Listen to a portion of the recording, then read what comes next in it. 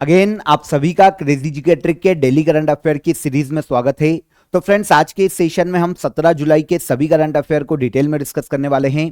बहुत ही important session है, इसलिए सेशन में एंड तक बने रहिए। पसंद आए तो लाइक और शेयर कर दीजिएगा। एंड तक बने रहिए क्योंकि जितने भी क्वेश्चन यहां पर मैं आपको बताने वाला हूं वो सभी इंपॉर्टेंट है और आने वाली एग्जाम के पॉइंट ऑफ व्यू से काफी रिलेवेंट क्वेश्चन है, पूछे जा सकते हैं। जितने भी फैक्ट मैं आपको बताऊंगा, अदर डिटेल्स बताऊंगा, उनको भी नोट कीजिएगा। कल मैंने आपको उत्तराखंड पीएससी का एग्जाम का पेपर बताया था, उसका एनालिसिस किया था और देखिए डिटेल हमारे लिए बहुत ही इंपॉर्टेंट हो जाती है, ये चीज समझिएगा। ओके, वीडियो पसंद आए लाइक और शेयर कर दीजिएगा। पीडीएफ क्रेजी जी के ट्रिक के एप्लीकेशन पर मिल जाएगी, वहां से आप कलेक्ट कर लीजिएगा। आइए शुरू करते हैं 17 जुलाई के सभी करंट अफेयर को। आज के करंट अफेयर का सबसे पहला क्वेश्चन आर्ट एंड कल्चर से है, पूछा जाता है, ध्यान रखिएगा। पारंपरिक फसल त्योहार हरेला किस राज्य से संबंधित है? तो देखिए फसल त्योहार है हरेला, जो कि संबंधित है भारत के उत्तराखंड राज्य से। आंसर हो जाएगा आंसर सी, उत्तराखंड राज्य में फसल, ठीक है, अच्छी फसल अच्छी समृद्धि के लिए हर साल हरेला फेस्टिवल मनाया जाता है। एक फसल उत्सव के तौर पर मनाया जाता है। इस साल 16 जुलाई को उत्तराखंड में हरेला फेस्टिवल मनाया गया। एक प्रकार का फसल या वृक्षारोपण से संबंधित उत्सव है। मनाया कब जाता है? हिंदू कैलेंडर के अकॉर्डिंग याद रखिएगा, तो यह कर्क संक्रांति को श्रावण मास के पहले दिन मनाया जाता है। ठीक है, उत्तराखंड में ग्रीनरी मतलब हरियाली, शांति, प्रॉस्पेरिटी और इसके अलावा पर्यावरण संरक्षण के रूप में इस त्योहार को सेलिब्रेट किया जाता है। वैसे तो फसल उत्सव है, लेकिन किसकी कामना की जाती है? शांति की, समृद्धि की, हरियाली की, कि वर्षा अच्छी हो, तो इन चीजों की कामना की जाती है हरेला फेस्टिवल में। किस राज्य से संबंधित है? क्वेश्चन हमारा ये है, तो ये उत्तराखंड राज्य का फेस्टिवल है। इसके अलावा उत्तराखंड में कुछ और फेस्टिवल भी मनाए जाते हैं, एक बार नाम देख लीजिए क्योंकि इनमें हिल यात्रा काफी बार पूछी गई है। तो देख लेते हैं, फुलदेई महोत्सव, भितोली महोत्सव, गंगा दशहरा महोत्सव, हिल यात्रा और कांगदली महोत्सव। ये भी उत्तराखंड में अदर महोत्सव है जो कि अलग अलग समय में मनाए जाते हैं। हमारा क्वेश्चन किससे, ये याद रखिएगा, हमारा क्वेश्चन हरेला फेस्टिवल से है, तो ये भी उत्तराखंड राज्य में ही मनाया जाता है। डन हो जाता है। आगे बढ़ने से पहले आप सभी को आज का offer of the day they देता हूं फ्रेंड्स। आप सभी के लिए देखिए मैथ्स फाउंडेशन कोर्स, अर्थमेटिक और एडवांस काफी नॉमिनल चार्जेस में अवेलेबल है। आप यहां पर देख सकते हैं 99 रुपीज में आपको रिकॉर्डेड क्लासेस अवेलेबल है पूरे मैथ्स की। किसी भी एग्जाम में, चाहे एसएससी हो, स्टेट लेवल की कोई एग्जाम हो, यहां पर आपके लिए ये मैथ्स सफिशिएंट होगा।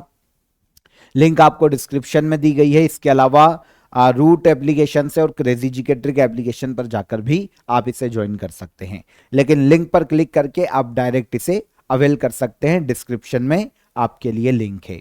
और अगर कोई भी डाउट आता है, कोई भी क्वेरी है, तो नीचे आपको हेल्पलाइन नंबर दिया गया है, एक बार देख लीजिएगा, इस पर आप कॉल भी कर सकते हैं।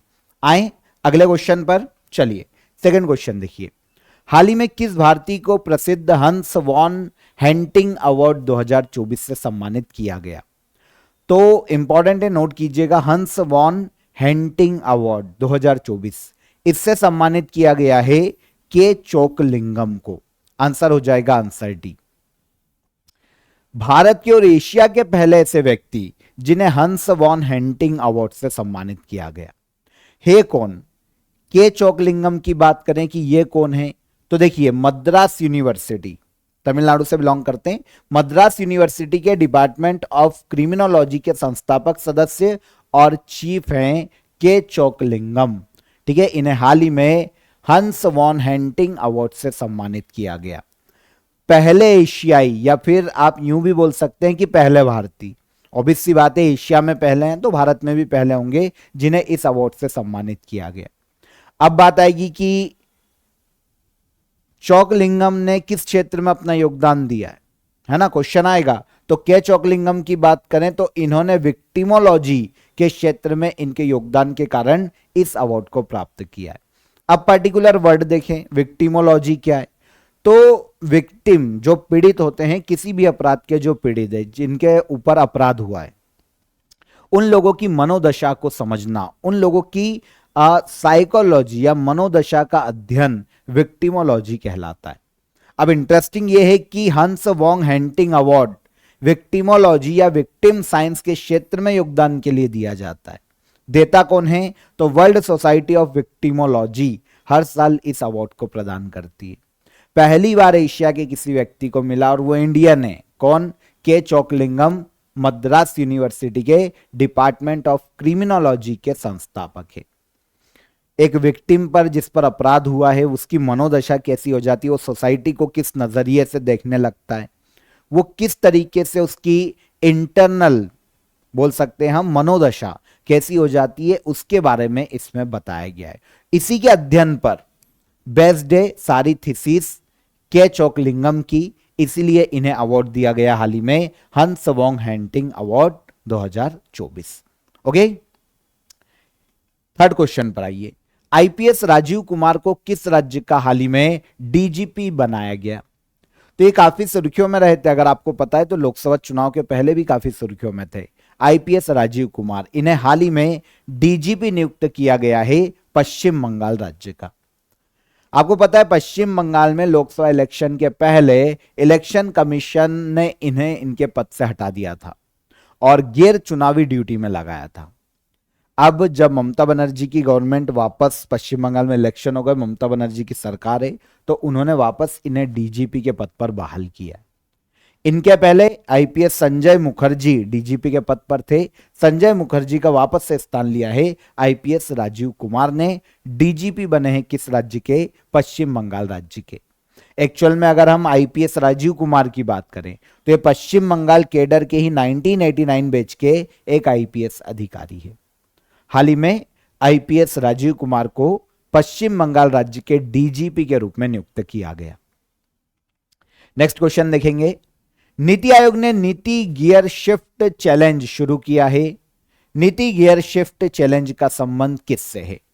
तो देखिए, नीति गियर शिफ्ट चैलेंज की बात करें ना तो इसका संबंध है जीरो इमिशन ट्रक्स से। ऐसे ट्रक्स का निर्माण करना जो कि कार्बन उत्सर्जन न के बराबर करते हैं।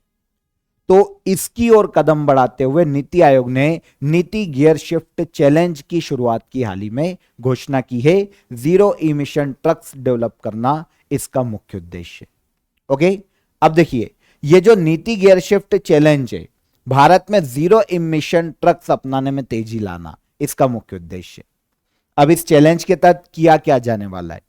इस चैलेंज के तहत नीति आयोग जो है वो भारत के जितने भी स्टूडेंट्स हैं, जितने भी ट्रांसपोर्ट सर्विसेज प्रोफेशनल्स हैं, जितने भी एकेडमिक्स के लोग हैं, रिसर्च के लोग हैं, उन सभी को इनवाइट करेंगे, आमंत्रित करेंगे, ताकि वो एक ऐसा मॉडल बनाए जिससे जीरो एमिशन ट्रक्स को डेवलप किया जा सके और इस क्षेत्र में जीरो कार्बन उत्सर्जन का लक्ष्य प्राप्त किया जा सके।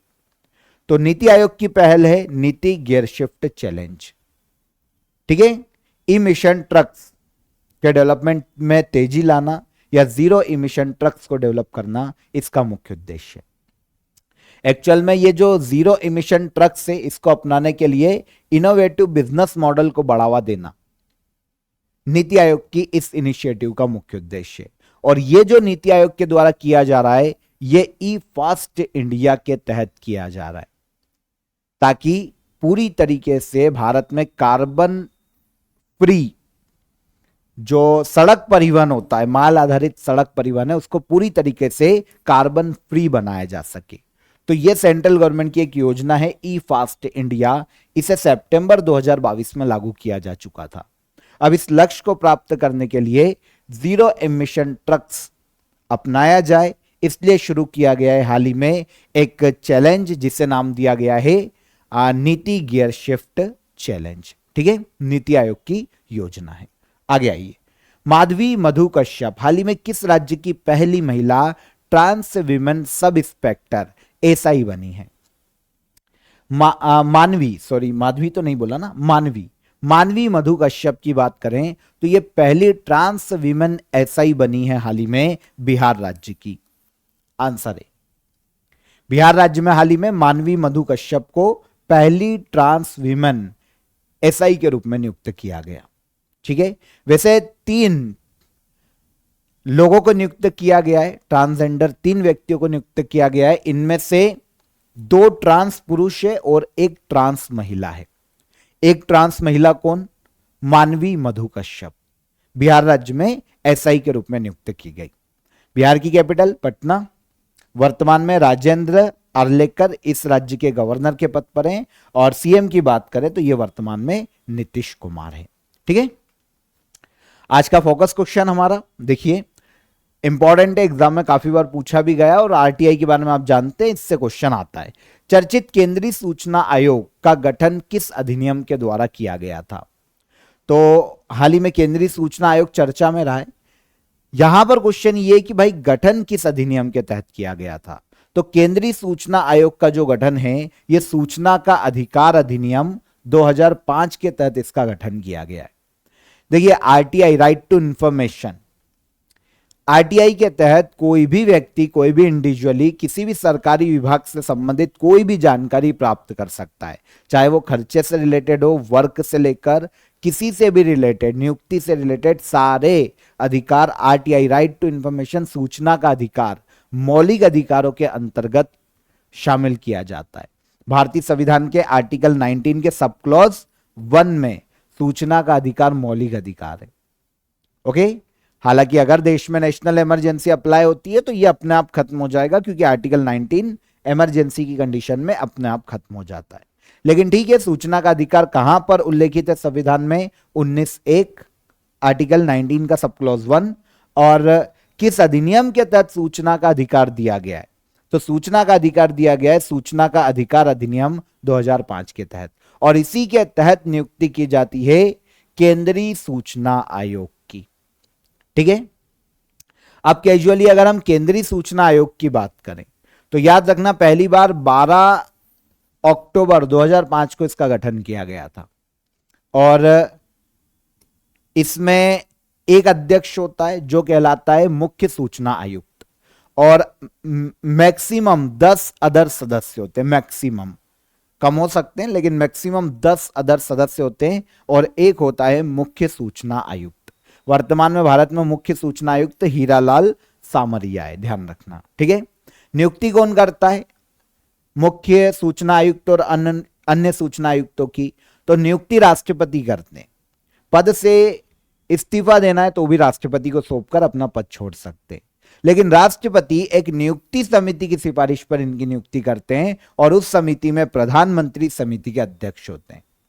इसके अलावा लोकसभा में नेता प्रतिपक्ष, विपक्ष के नेता एक सदस्य होते हैं, और प्रधानमंत्री द्वारा नामित कोई केंद्रीय कैबिनेट मंत्री अदर मेंबर होता है। मतलब 3 सदस्यीय यह समिति है। इस समिति की सिफारिश पर राष्ट्रपति नियुक्त करते हैं मुख्य सूचना आयुक्त और अन्य सूचना आयुक्तों को, जिनका कार्यकाल 3 वर्ष का होता है। कितने वर्ष का? 3 वर्ष का। केंद्रीय सूचना आयोग।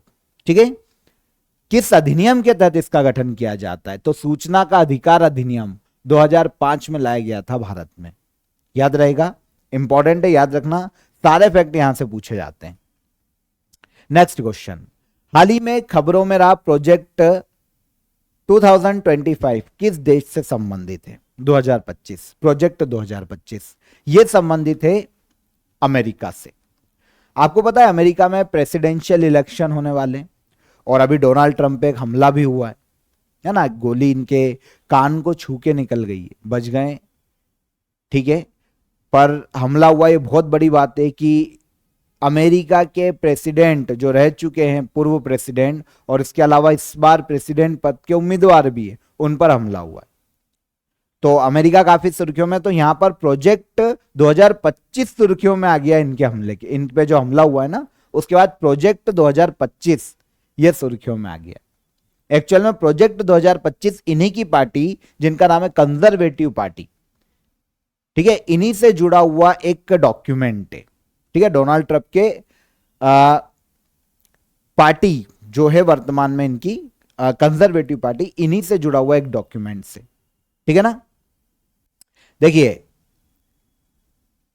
अभी इन पर हमला हुआ, और जितने भी रूल्स हैं 2025 प्रोजेक्ट 2025 में, उनको अब और स्ट्रिक्टता या फिर बहुत कठोरता से लागू किया जाएगा, ऐसा कहना है कंजर्वेटिव पार्टी का।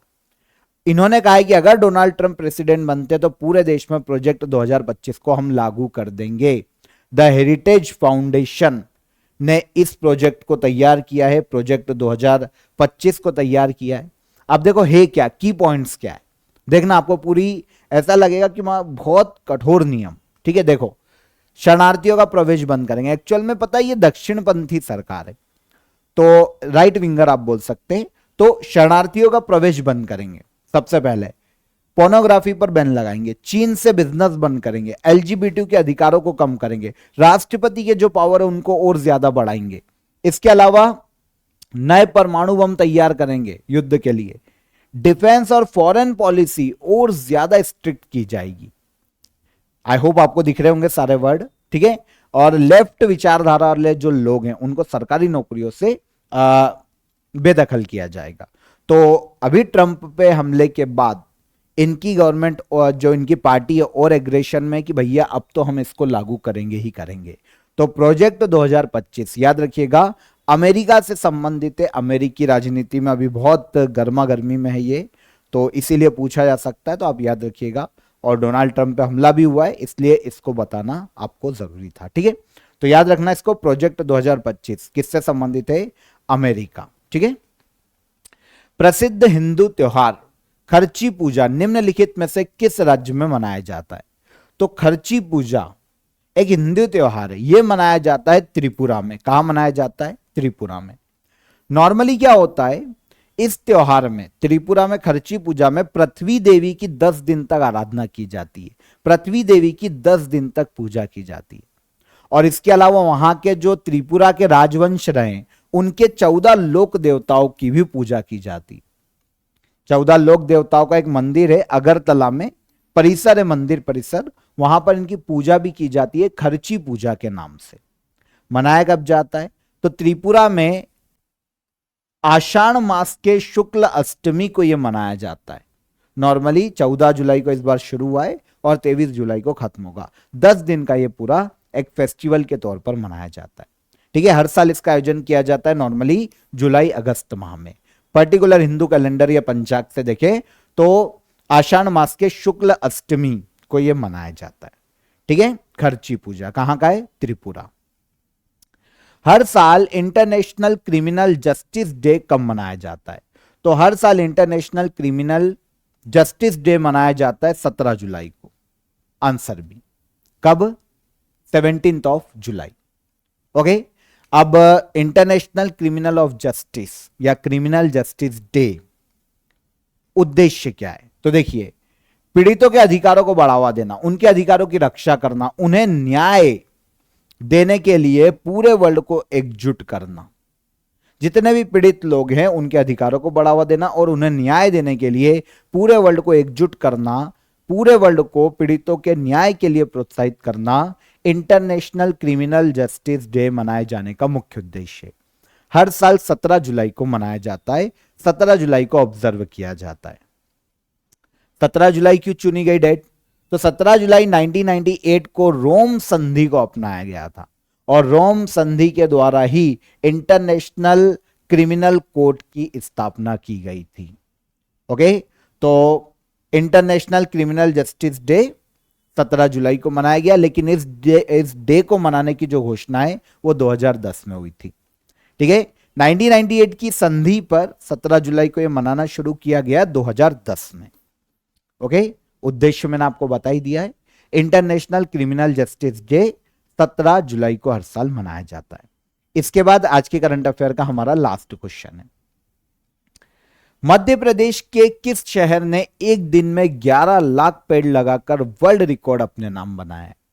तो एमपी का वो शहर या जिला कौन सा हो सकता है, आपको पता है, क्लीनेस्ट सिटी इन इंडिया, कौन, इंदौर, ठीक है।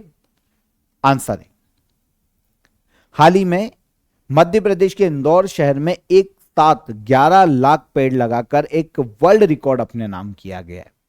वैसे 5 जून को जब वर्ल्ड एनवायरनमेंट डे मनाया गया था उस दिन भारत के पीएम ने एक योजना की घोषणा की थी, अगर आपको याद हो। कौन सी योजना है, यह है, कहां है भैया योजना का नाम, एक पेड़ मां के नाम, ठीक है। एक पेड़ मां के नाम अभियान कैंपेन की शुरुआत की थी, भारत के पीएम ने घोषणा की थी इसकी इन्वायरमेंट डे पर 5 जून को। और इस योजना के तहत पूरे भारत में 51 लाख पौधे लगाने का संकल्प लिया गया था। अब 51 लाख पौधों में से 11 लाख पौधे अकेले इंदौर शहर में लगाए गए हैं नरेंद्र मोदी के इस अभियान के तहत। ठीक है, एक पेड़ मां के नाम कैंपेन 5 जून को शुरू किया गया था, अनाउंस किया गया था। पूरे देश में पौधारोपण को बढ़ावा देना इस स्कीम का या कैंपेन का मुख्य उद्देश्य था। 51 लाख पौधे लगाने का लक्ष्य रखा गया और लगाए गए इंदौर में कितने? सबसे ज्यादा 11 लाख पौधे विद इन 1 डे। ओके, तो याद रखना, Guinness book of world record Indore ने पौधे या पेड़ लगाने के लिए अपने नाम किया है। 11 लाख पेड़ या पौधे एक साथ लगाए हैं इंदौर में। डन। तो यहां पर 17 जुलाई के सभी करंट अफेयर हो जाते हैं। सिंपल करंट अफेयर थे आज, ऐसा कुछ टफ नहीं था जो आपको परेशान करे, बहुत ही सिंपल करंट अफेयर थे। आई होप समझ में आ गए होंगे आपको। अब हम आ जाते हैं लास्ट डे के करंट अफेयर पर, उसको एक बार रिवाइज कर लेते हैं क्विकली। एक बार हम रिवीजन कर लेते हैं क्वेश्चन आंसर एमसीक्यू फॉर्मेट में। ठीक है, सबसे पहला क्वेश्चन हमने क्या पढ़ा था? इंग्लैंड को हराकर किस देश ने यूरो कप 2024 का खिताब जीता? तो इंग्लैंड को हराकर यूरो कप 2024 का खिताब जीता है किसने? स्पेन ने। यही पढ़ा था, बिल्कुल सही है। 15 जुलाई को नेपाल के प्रधानमंत्री के रूप में किसने शपथ ग्रहण की? तो 15 जुलाई को नेपाल के पीएम के रूप में शपथ ली है चौथी बार केपी शर्मा ओली ने। विंबलडन 2024 का मेन सिंगल और विमेन सिंगल का खिताब किसने जीता? तो विंबलडन 2024 का मेन सिंगल और विमेन सिंगल का खिताब कार्लोस अल्कराज और बारबोरा क्रेजिकोवा ने अपने नाम किया। जुलाई 2024 में भारतीय नौसेना और अमेरिकी नौसेना के बीच में मैरीटाइम पार्टनरशिप एक्सरसाइज का आयोजन कहां किया गया? तो यह आयोजन किया गया है अरब सागर में। क्लियर? आगे आ जाएं। भारत के किस राज्य में श्री अष्टदशभुजा माता सरथल देवी की वार्षिक यात्रा का आयोजन किया जाता है? तो यह आयोजन किया जाता है जम्मू कश्मीर राज्य में। वर्ल्ड चैंपियनशिप ऑफ लीजेंड्स 2024 का खिताब किसने जीता? तो फाइनल में पाकिस्तान चैंपियन को हराकर यह खिताब इंडिया चैंपियन या भारत चैंपियन ने अपने नाम किया है। संयुक्त राष्ट्र विश्व युवा कौशल दिवस 2024 की थीम क्या है? Youth skill for piece and development 2024 में संयुक्त राष्ट्र विश्व युवा कौशल दिवस की थीम है। आंसर यहां पर करेक्ट हो जाएगा, आंसर बी। ठीक है, एक बार रुकिएगा, आंसर यहां पर हमारा करेक्ट हो जाएगा आंसर बी। ठीक है, आगे आइए। आंध्र प्रदेश सामुदायिक प्रबंधित प्राकृतिक खेती कार्यक्रम, जिसे कहा जाता है Andhra Pradesh community managed natural farming program, को हाल ही में मानवता के लिए गुलबेनकियन अवार्ड 2024 से सम्मानित किया गया। आंध्र प्रदेश में इस योजना की शुरुआत कब की गई थी? तो आंध्र प्रदेश में इस कार्यक्रम या योजना की शुरुआत की गई थी 2016 में। पढ़ा था कल के सेशन में हमने। आगे आते हैं, अगला क्वेश्चन, किस देश ने अंतरराष्ट्रीय पुरुष फुटबॉल चैंपियनशिप कोपा अमेरिका 2024 का खिताब जीता? तो कोपा अमेरिका 2024 का खिताब किसने जीता? बता दोगे आप? अर्जेंटीना। और लास्ट क्वेश्चन क्या था?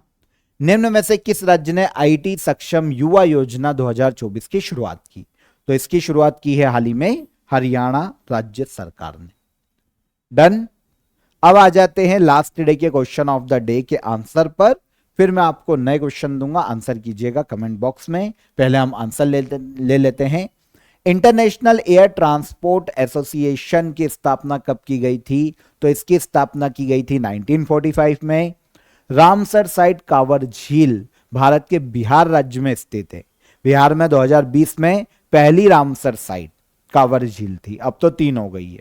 ठीक है, तो कांवर झील कहां है? बिहार। पृथ्वी सम्मेलन रियो डी जेनेरियो ब्राजील में आयोजित किया गया था कब? 1992, जलवायु परिवर्तन से संबंधित। ओके, आंसर मिल गया। अब आ जाइए लास्ट डे, नए question of the day they देता हूं, आंसर करिएगा। म्यूजियम के लिए या म्यूजियम को प्रिक्स वर्सेल्स अवार्ड किसके द्वारा दिया जाता है म्यूजियम्स को? सिरिल रामाफोसा किस देश के प्रेसिडेंट हैं वर्तमान में? और रामसर सम्मेलन किस वर्ष आयोजित किया गया था? इजी है तीनों क्वेश्चन, नोट कीजिएगा, कमेंट में आंसर कीजिएगा। वीडियो पसंद आया हो तो वीडियो को लाइक और शेयर कर दीजिए, चैनल को सब्सक्राइब कर लीजिए। नेक्स्ट डे के सेशन में फिर मुलाकात करेंगे करंट अफेयर के साथ, इंटरेस्टिंग क्वेश्चन के साथ। तब तक अपना ख्याल रखिए। जय हिंद, जय भारत।